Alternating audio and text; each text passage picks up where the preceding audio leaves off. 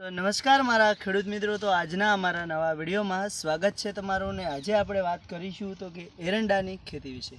તો સૌથી પહેલાં મારા વાલા ખેડૂત મિત્રો, હું તમને અમારા એરંડા બતાવવાનો છું અને આપણે એરંડાની અંદર કયા કયા ખાતરોનો ઉપયોગ કર્યો છે એ વિશે આજે આપણે વાત કરીશું, જેથી કે આપણા બનાસકાંઠામાં મોટા ભાગે ખેડૂતો કયા ખાતરનો એરંડાની ખેતીમાં ઉપયોગ કરે છે અને વીઘે એરંડાનો ઉતાર પણ સારો લે છે. તો ચાલો મારા ખેડૂત મિત્રો, તમે જુઓ કે આ છે આપણા એરંડા અને એરંડાની માળો પણ તમે જોઈ શકો છો કે એરંડાની માળો પણ બહુ સારી બંધાઈ છે, ખૂબ એરંડો પણ સારો છે. અને હવે ચાલો હું તમને આગળ બતાવું અમારા એરંડા. તો તમે જોઈ શકો છો ખેડૂત મિત્રો, આ છે અમારા એરંડા અને એરંડાની અંદર આપણે કયા ખાતરો વાપર્યા છે અને જ્યારે આપણે પાણી વાળીએ છીએ તો પાણીની સાથે સાથે પણ આપણે કયા ખાતરનો ઉપયોગ કરીએ છીએ એ વિશે આજે આપણે આગળ વાત કરીશું.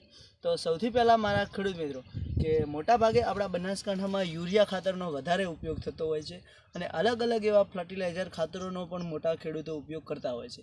પણ આપણે કે મોટાભાગે આપણા ખેડૂતો શું ખાતર જોવે છે કે એક જ યુરિયા અને ડીએપી. પણ વાલા ખેડૂત મિત્રો, કે આપણા જે આ એરંડા છે એની અંદર આપણે કંઈક અલગ અલગ ખાતરોનો ઉપયોગ કરવાથી જો એરંડો સારો થતો હોય તો આપણે બીજું ખાતર વાપરવું શું આપણને ખોટું છે? એકવાર ટ્રાય કરવાથી ખેડૂતને ફાયદો થતો હોય તો એ ખાતરનો ઉપયોગ પણ આપણે કરવો જરૂરી છે. તો મારા વાલા ખેડૂત મિત્રો, તમે જોઈ શકો છો કે આ એરંડાની અંદર આપણે ડીએપી ખાતરનો બિલકુલ ઉપયોગ નથી કરેલો અને ઓની અંદર આપણે કયું ખાતર વાપર્યું છે એ હું તમને વાત કરીશ.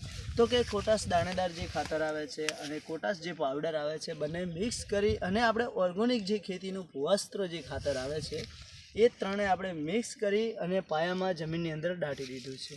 અને પછી જ્યારે આપણે પાણી વાળવાનું થયું ત્યારે એની સાથે એક ગ્રો પ્લસ નામની જે પાવડર આવે છે, ગ્રો પ્લસ પાવડર આવે છે ને દાણેદાર ખાતર પણ આવે છે, એ આપણે ઓની સાથે પાણી સાથે આપણે આંક્યો છે. જે પાવડર છે એક એમાં સેમ્પલ પ્રમાણે આવે છે ને એ હલાવીને પાણી સાથે આપણે આંકી દઈશું અને એનું રિઝલ્ટ તમારી સામે છે, તમે ખેડૂત મિત્રો જોઈ શકો છો.